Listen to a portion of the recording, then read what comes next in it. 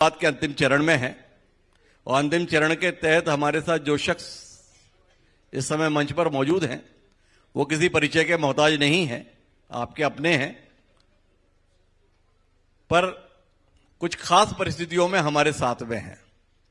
अभी हाल ही में हमने 80वां स्वतंत्रता दिवस मनाया 15 अगस्त को, पर 15 अगस्त से ठीक पहले जो शख्स हमारे साथ इस समय मंच पर मौजूद है उसने बस्तर के दुर्दांत नक्सली इलाके जिनकी पहचान होती थी वहां पर लगातार 3 दिन तक तकरीबन 500 किलोमीटर का सफर मोटरसाइकिल के माध्यम से तिरंगा यात्रा के लिए किया।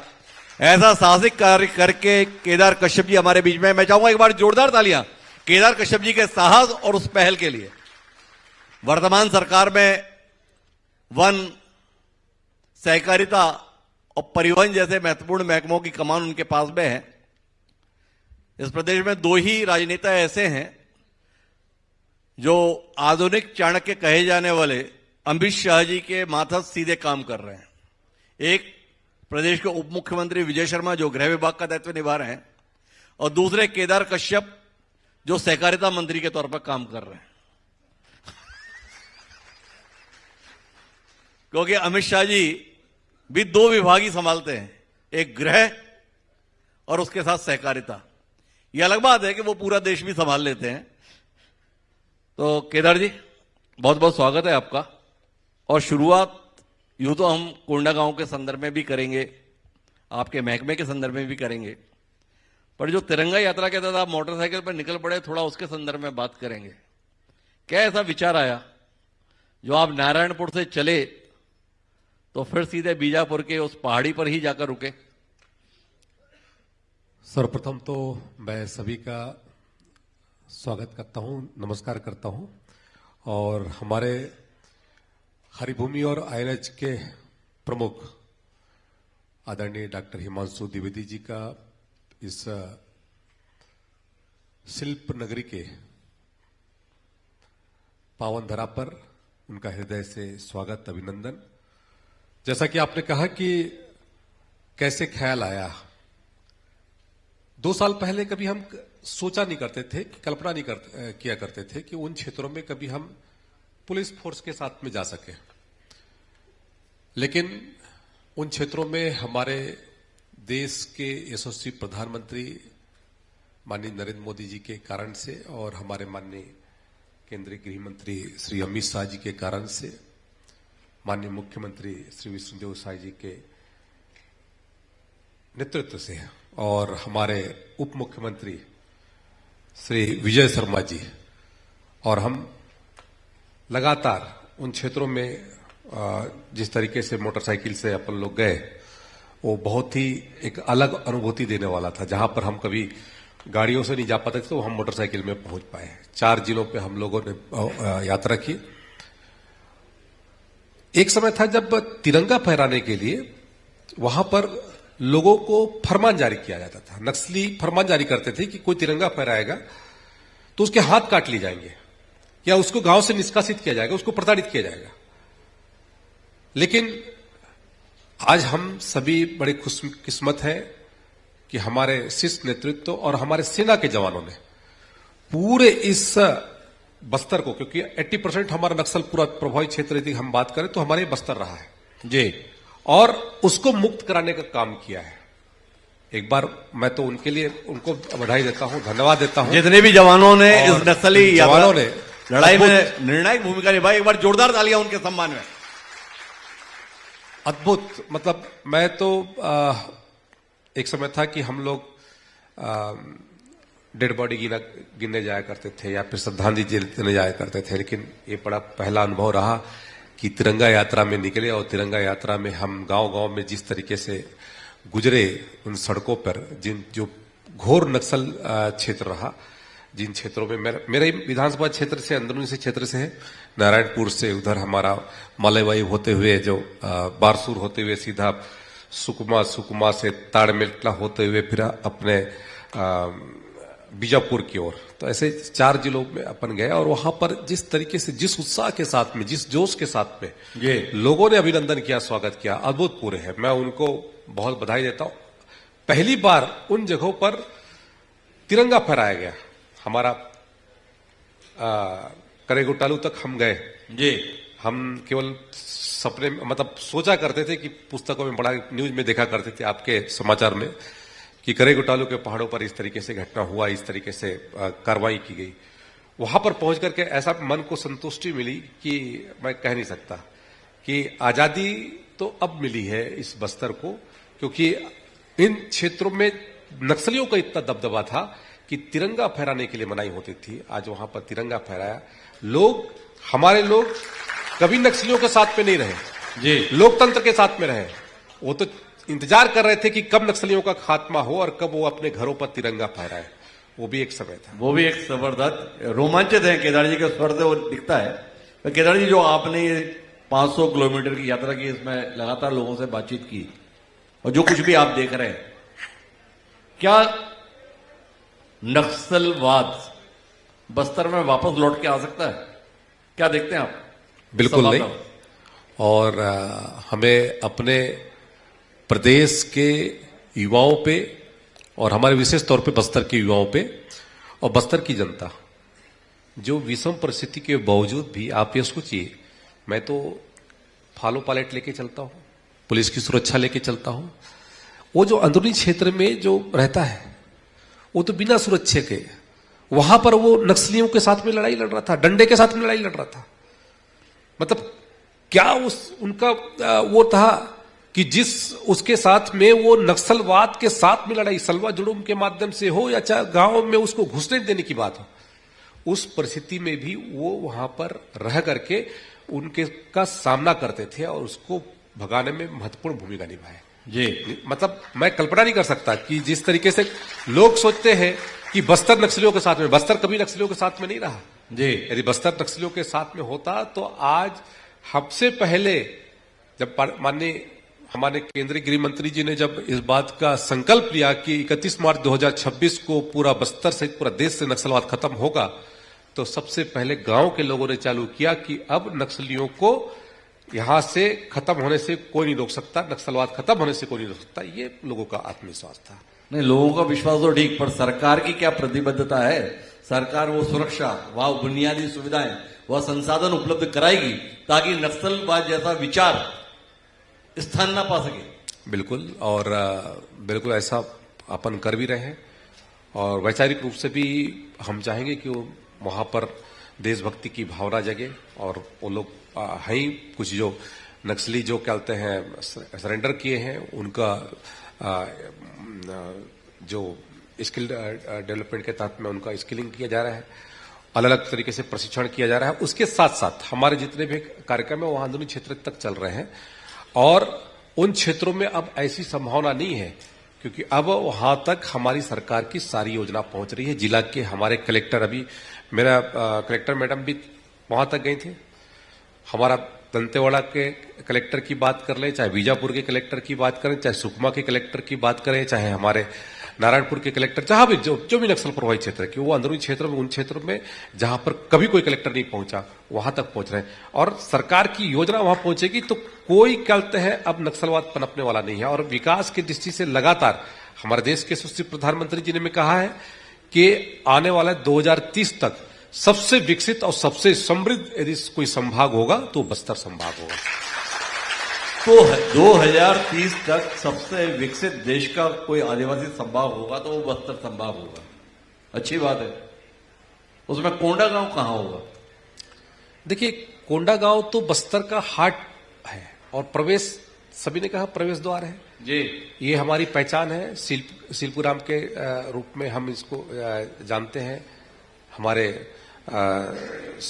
जो ऐसे ऐसे हमारे महान पुरुषों ने यहाँ पर इस धरती पे जन्म लिया और यहाँ की चाहे वन संपदा हो, चाहे मतलब वन क्षेत्र हो, चाहे लघु वनोपज हो, चाहे शिल्प कला हो जी, बहुत ही समृद्ध है। हम तो अभी यहाँ रोड किनारे देख रहे हैं, अंदरूनी गांव में चले जाइए, अंदरूनी गांव में भी कहते हैं, वहां पर वो अपने घरों पर कहते हैं रोजगार कर रहे हैं, उसमें काम कर रहे हैं।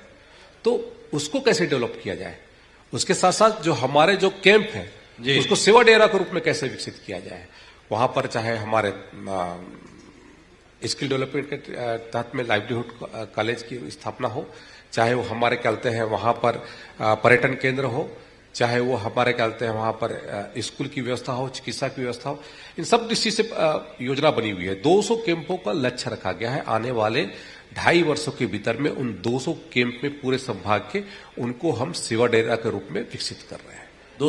200 कैंपों जी। और हमारा ये पहचान स्थापित होगा, जो कैंप पहले जाना जाता था, अब उन क्षेत्रों में हमारे वहां पर अब इको टूरिज्म के रूप में उसको डेवलप किया जा रहा है। और अभी हमारे अधिकारियों ने बताया किस तरीके से यहाँ पर टाटा मरी की बात हो, चाहे वो हमारे पुष्पाल वैली की बात हो, अनेकों ऐसे स्थान है जिसको आज लोग एक्सप्लोर करना चाहते हैं। मैं स्वयं कई क्षेत्र पे पहली बार जा रहा हूँ, नक्सल मुक्त होने के बाद मेरा उन क्षेत्रों में जाना हो रहा है, तो मेरे लिए भी एक बड़ा विषय, कौतूहल का विषय है कि हमारे बस्तर में इन सब चीजों की जो हमारे पूर्वज चर्चा करते थे, आज हम उसको देखने का अवसर प्राप्त हो रहा है। तो अभी तक तो हम बात कर रहे थे, थोड़ा मंत्री जी से बात कर रहे थे, अब जरा राजनेता से भी बात कर लेते हैं। क्या देख रहे हैं, 5 साल बना, 2.5 साल, 5 साल में ऐसा क्या हुआ जो आपको लगता है कि 2.5 साल में कम से कम हमने नहीं किया? 5 साल में पीसीसी के अध्यक्ष को ये मांग नहीं करनी पड़े, मतलब हमारे अध्यक्ष को ये मांग करनी नहीं पड़ी जी कि डीमैप की जांच कराई जाए। उनके पीसीसी के अध्यक्ष को मांग करनी पड़ी। हमारे कोंडागांव के उस समय के विधायक रहे हैं जी। और मैंने वो भी बैल क्या कहते हैं गोधन योजना के तहत में वो गाय भी नहीं देखी जो लाखों का गोबर दे रही है जी। तो ऐसा स्थिति हमारे साथ निर्मित न हो, इसके लिए लगातार हमारे अधिकारी काम कर रहे हैं। मन्य बस्तर के तहत में अभी उन्होंने बताया जिस तरीके से योजना बनी है, और सारे योजना में चाहे वो प्रधानमंत्री आवास हो, चाहे वो हमारे आयुष्मान कार्ड हो, चाहे हमारे जितनी भी योजना हो, हितग्राही मूलक जितनी भी योजना है, उसमें सेचुरेशन की स्थिति आए, लोगों तक 100% उन तक पहुंचे, इसके लिए अभियान चला करके उसको लाभ दिया जा रहा है। अच्छा, उस समय पे आपने मोहन मरकाम जी की बात को बहुत गंभीरता से सुना।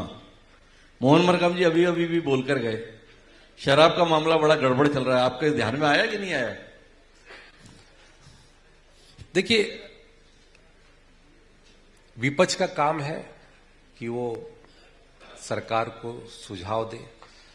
हम तो चाहेंगे कि उनके सुझाव लगातार आने कई वर्षों तक चले, 2047 तक उनके सुझाव प्राप्त हों, और उसके आधार पर जो हमने विकसित भारत और विकसित छत्तीसगढ़ का जो संकल्प लिया है जी, उनके सुझाव बहुत अच्छे काम आएंगे, ऐसी हमारी कामना है।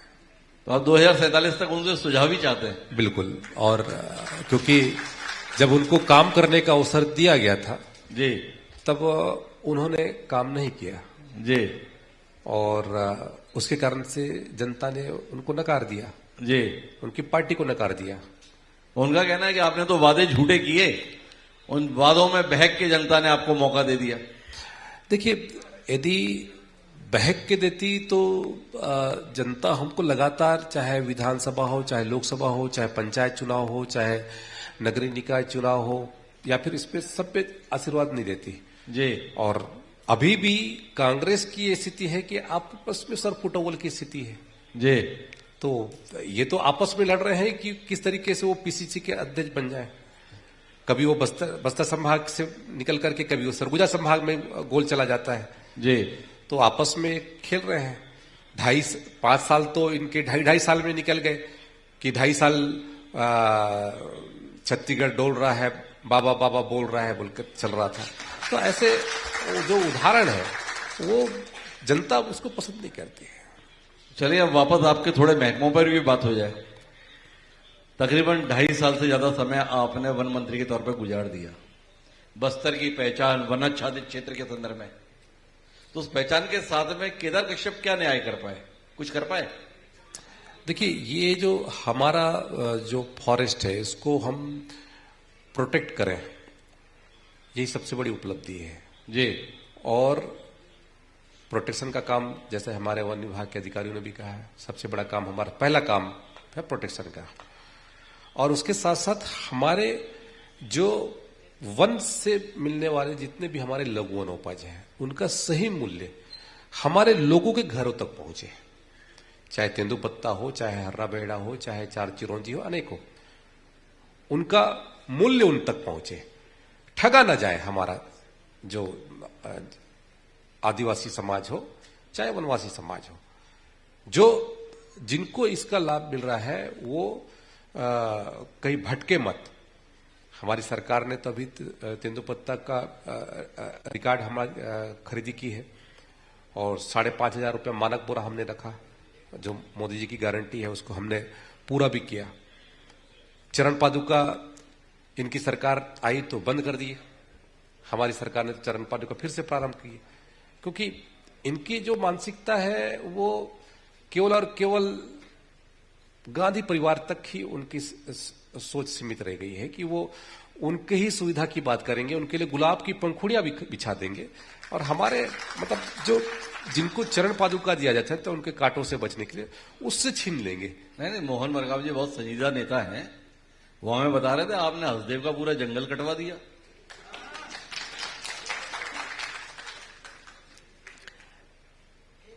मैं कांग्रेस पार्टी से पूछना चाहता हूं, जब उनके केंद्र में सरकार थी जी, तभी ये सब कार्यक्रम चालू हुआ। नो गो एरिया को गो एरिया कैसे बनाया गया? वो एक लंबे बाल वाले थे मंत्री हमारे पंचायत और ये जयराम रमेश जी, वो उन्होंने कहा कि कुछ नहीं, ये तो ऐसा होगा, कटेगा। तो इस तरीके से उन्होंने किया और जो लोग कहते हैं उनके जब मुख्यमंत्री यहां पर थे तो बिजली बंद कर दे, पंखा बंद कर दे, इस तरीके एसी बंद कर दे, अनेकों उन्होंने वो किए। और वहां के जब उप मुख्यमंत्री जी ने कहा तो गोली चल जाएगी लेकिन पेड़ नहीं कटेंगे, ना गोली चली ना वो कभी धरना किए। आज वहां उसके कारण से उनका सुपड़ा साफ हो गया। तो ये केवल कहने वाले लोग हैं जी, करने वाले लोग हैं। हाँ, लेकिन हमारी सरकार, हम ये कहते हैं कि यदि कोई विकास की दृष्टि से यदि पेड़ काटना पड़े तो उसके दृष्टि से हम उन जंगलों का, उन पेड़ों को फिर से हम तैयार करेंगे, लगाएंगे हम, और उसके तहत पे हमने लगाया भी है। एक यदि हम बात करें कि हमारे इन 2.5 वर्षों के उसमें ये तीसरा कार्य उसमें एक ही योजना, जैसे एक पेड़ मां के नाम जी, वो 7.5 करोड़ से ऊपर हम केवल फॉरेस्ट विभाग ने वृक्षारोपण किया है। तो मतलब एक अभियान के साथ में जोड़ने का काम, तो ऐसा कार्यक्रम के तहत पे लोगों को जोड़ा जा रहा है। तो इस कार्यक्रम के तहत कोंडागांव में वन विभाग के तहत क्या कर पाए और क्या करने का इरादा? देखिए, कोंडागांव में मेरी लगातार इसके संदर्भ में बात हो रही है। एक तो इको टूरिज्म की दृष्टि से हम कैसे और अन्य क्षेत्रों को डेवलप करें, और उसकी दृष्टि से लगातार कोशिशें जारी है। अभी पुष्पाल वैली में हमारा काम भी चल रहा है और यहाँ पर साल सीड ज्यादा होता है जी, उसको कैसे हम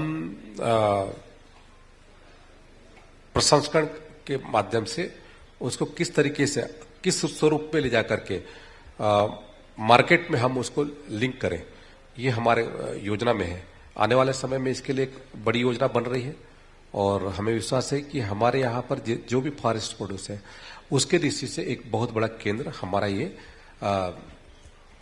यहाँ पर बातचीत के अंतर्गत मक्का का एक प्रसंस्करण केंद्र स्थापित हुआ था, उसके अस्तित्व को लेकर काफी चिंताएं व्यक्त की जा रही है। आपके संज्ञान में यह विषय आया?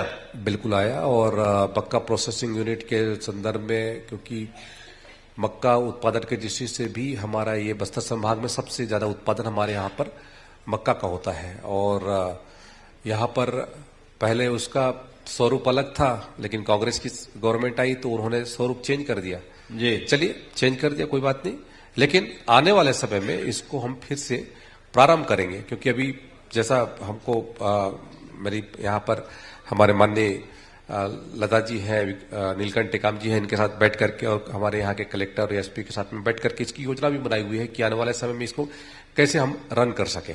तो बड़ी महत्वपूर्ण बात नवंबर- केदार जी कह रहे हैं कि नवंबर हम तक- इसे दोबारा शुरू करेंगे। नवंबर दिसंबर तक हम इसको फिर से प्रारंभ करने की स्थिति में आ तो नवंबर दिसंबर तक मक्का प्रसंस्करण केंद्र दोबारा शुरू होगा, ये केदार कश्यप जी का कहना है। केदार जी, आखिरी दौर की बातचीत में हूं।